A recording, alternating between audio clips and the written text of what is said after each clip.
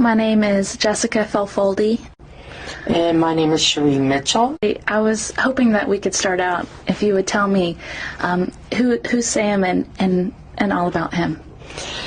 Wow, Sam was the love of my life, my best friend ever, and I miss him. He's been dead almost 6 years now. First time I met Sam, he was one of the first people that I was asked to go and talk to. And Sam was in a nursing facility in Riverdale, Georgia. And when I got there, Sam told me his story. And his story was that he had a massive stroke.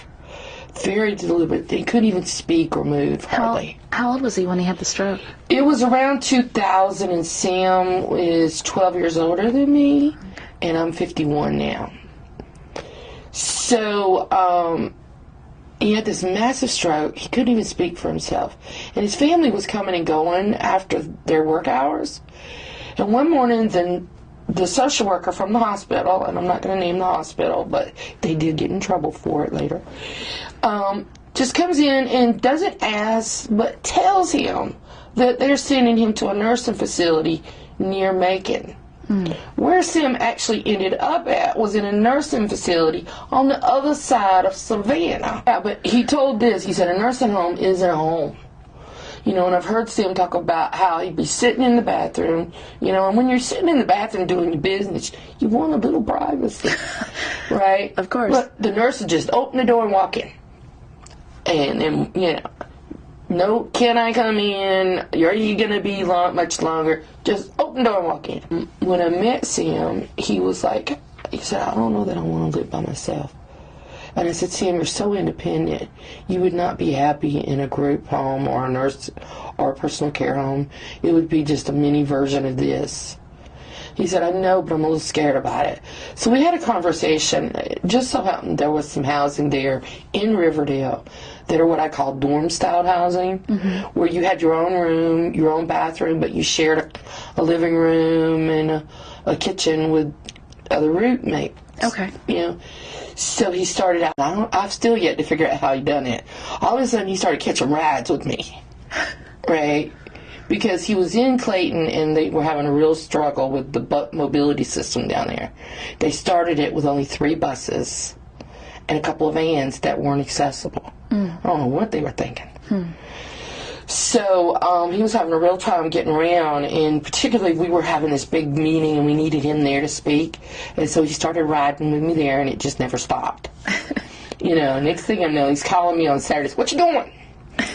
I'm like, fixing to go movies. I want to go. Okay. I'll come by and pick you up. What was your first, date?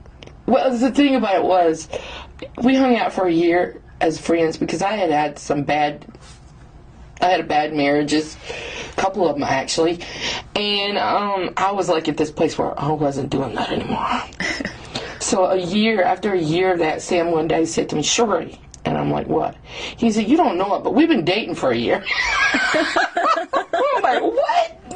He's like, we've been dating for a year. I'm like, really? Yeah. I'm like, wow. Wonder how that happened.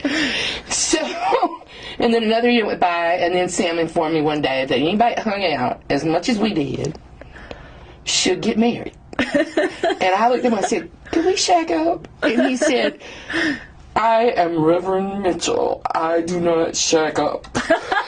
And I'm like, okay, well, I guess we're getting married then. No living in sin for Reverend Mitchell. I was ready for sin. He wasn't. He wasn't having it. So we got married. And it was kind of funny because if you haven't already figured out, I'm Caucasian. He's African American. And it was so funny because when they'd pick us up on the mobility vans, people go, how did you two get together? And Sam, having this really great sense of humor, made up this whole story about it, right? Okay, so this is what he said. He said, one day, I was crossing the street, and I looked down, and there's Cheri. She's got a hold of my leg. And I'm like, ever since I've known you, you've never been able to walk. And he's like, whatever. He says, and she goes, marry me, marry me, marry me.